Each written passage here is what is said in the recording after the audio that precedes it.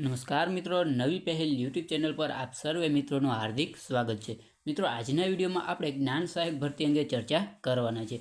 વર્તમાન સમયમાં જે અનુદાનિત પ્રાથમિક શાળાઓમાં જે જ્ઞાન સહાયકની ભરતી ચાલે છે, બરાબર, એમાં શાળા પસંદગીની જે પ્રોસેસ છે, બરાબર, એ શરૂ થઈ ગઈ છે, પરંતુ કેવી રીતે શાળા સિલેક્ટ કરવી, બરાબર, આ તમામ બાબતોની ચર્ચા આપણે આજના વિડીયોમાં કરવાના છે। એટલે વિડીયો અંત સુધી નિહાળજો અને હજી સુધી તમે ચેનલને સબસ્ક્રાઇબ ના કરી તો ફટાફટ સબસ્ક્રાઇબ કરી દો અને વિડીયોને એકવાર લાઇક કરી દો। તો ચાલો મિત્રો, હવે વાત કરીએ કે જે અનુદાનિત પ્રાથમિક શાળામાં જ્ઞાન સહાયકની ભરતી ચાલે છે, બરાબર, એમાં શાળા પસંદગીની પ્રોસેસ જે શરૂ થઈ છે, એમાં કેવી રીતે શાળા સિલેક્ટ કરવી।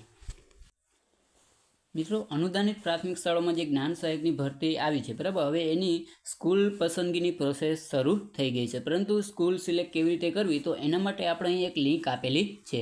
સૌપ્રથમ તમારે અહીં લિંક ઉપર ક્લિક કરવાનું રહેશે અને આ લિંક છે એ આપણે અહીં ડિસ્ક્રિપ્શનમાં આપી દઈશું, બરાબર, એટલે સરળતાથી તમે ત્યાંથી ક્લિક કરી અને સરળતાથી તમે પણ શાળા સિલેક્ટ કરી શકો। મિત્રો, લિંક ઉપર ક્લિક કરશો એટલે તમારી સામે કંઈક આવું પેજ ઓપન થશે। હવે તમારે સૌથી નીચે વયું જવાનું છે, બરાબર, અહીં આપણે લખેલું છે કે તમે સરળતાથી જોઈ શકો, અહીં લખેલું છે કે પ્રાથમિકની અરજી માટે અહીં લોગિન અને રજિસ્ટ્રેશન કરો। તો સૌપ્રથમ આપણે અહીં ક્લિક કરવાનું રહેશે, બરાબર। મિત્રો, જેવું આપણે ત્યાં ક્લિક કરશો એટલે તમારી સામે કંઈક આવું પેજ ઓપન થશે। હવે સૌપ્રથમ તમારે અહીં તમારો seat number, mobile number, passport અને કેપ્ચર દાખલ કરવાનો રહેશે। ત્યારબાદ તમારે લોગિન ઉપર ક્લિક કરી અંદર એન્ટર થવાનું રહેશે। મિત્રો, જેવું તમે સીટ નંબર, મોબાઈલ નંબર અને પાસપોર્ટ એન્ટર કર્યા બાદ તમે લોગિન કરશો, બરાબર, એટલે તમારી સામે કંઈક આવું પેજ ઓપન થશે। હવે તમારે અહીં સૌથી ઉપર જે 3 લાઇન આપેલી છે, બરાબર, ત્યાં તમારે ક્લિક કરવાનું રહેશે। તો સૌપ્રથમ આપણે ત્યાં ક્લિક કરીએ। મિત્રો, જેવું તમે ક્લિક કરશો, બરાબર, એટલે તમને અહીં તમારું નામ બતાવશે અને સ્કૂલ સિલેક્શન એવો કંઈક ઓપ્શન તમને અહીં જોવા મળશે, બરાબર। ત્યાં સ્કૂલ સિલેક્શનનું ઓપ્શન પસંદ કરી તમે આગળ વધી શકો। મિત્રો, જેવું તમે શાળા સિલેક્શન ઓપ્શન પર ક્લિક કરશો એટલે તમારી સામે કંઈક આવું પેજ ઓપન થશે। હવે ધ્યાનપૂર્વક તમારે આ સૂચના વાંચી લેવાની રહેશે। અહીં એક નોંધ આપેલી છે કે ઉમેદવારોએ ધોરણ 1 થી 5માં કોઈ પણ જગ્યા અને ધોરણ 6 થી 8માં પોતાના વિષયની જગ્યા પસંદ કરવાની રહેશે, બરાબર, એટલે કે અહીં જે સ્કૂલો આપેલી છે એમાં આપણે જે વિષય છે એ જ વિષયની જે જગ્યાઓમાં, જે શાળામાં જગ્યા છે, બરાબર, એ જ શાળાનું નામ બતાવશે અને 1 થી 5ની તમામ શાળાઓ અહીં બતાવવામાં આવશે, બરાબર, એટલે કે 1 થી 5માં તમારે કોઈ પણ વિષય હોય તમે સ્કૂલ સિલેક્ટ કરી શકો, પરંતુ 6 થી 8માં તમારે જે મેઇન સબ્જેક્ટ હોય એ જ સ્કૂલ સિલેક્ટ કરી શકો। હવે વાત કરી કે સ્કૂલ સિલેક્ટ કેવી રીતે કરવી।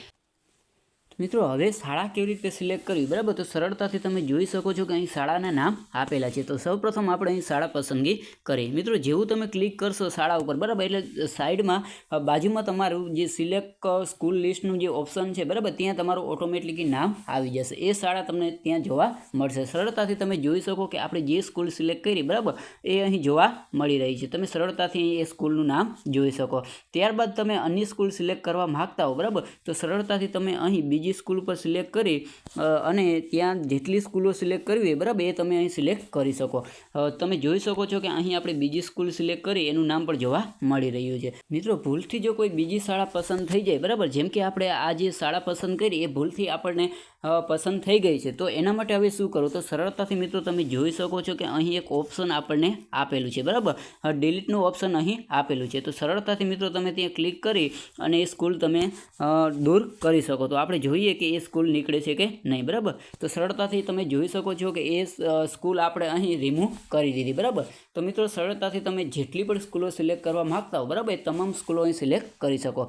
ત્યારબાદ અહીં તમારે એક સેવ કન્ફર્મનું બટન આપેલું છે, બરાબર, ત્યાં તમારે સેવ કન્ફર્મ આપવાનું રહેશે। એકવાર સેવ કન્ફર્મ આપી દીધું એટલે ફરીવાર તમે સ્કૂલ સિલેક્ટ કરી શકવાના નથી, બરાબર, એટલે આ બાબતનું ખાસ તમે કાળજી લેજો। જેટલી પણ સ્કૂલો તમે સિલેક્ટ કરવા માગો છો, બરાબર, એ તમામ સ્કૂલો સિલેક્ટ કર્યા બાદ સેવ અને કન્ફર્મ બટન આપવું, બરાબર। મિત્રો, સેવ અને કન્ફર્મ બટન આપ્યા બાદ તમારી સામે કંઈક સ્કૂલ લિસ્ટ પ્રિન્ટ એવું ઓપ્શન જોવા મળશે, બરાબર। ત્યાંથી તમે સ્કૂલ લિસ્ટ પ્રિન્ટ જે ઓપ્શન હશે, બરાબર, ત્યાંથી તમે ક્લિક કરી અને સરળતાથી તમે કેટલી શાળાઓ સિલેક્ટ કરી છે, બરાબર, એ તમામ શાળાઓ જોઈ શકો છો। તો મિત્રો, આજના વિડીયોમાં બસ આટલું જ। હવે નવી અપડેટો સાથે નવા વિડીયોમાં મળીશું। આશા રાખું છું કે વિડીયો તમને ગમ્યો હશે। જો વિડીયો ગમ્યો હોય તો ફટાફટ લાઇક કરી દો અને ચેનલ ઉપર નવા હોવ તો ફટાફટ ચેનલને સબસ્ક્રાઈબ પણ કરી દો।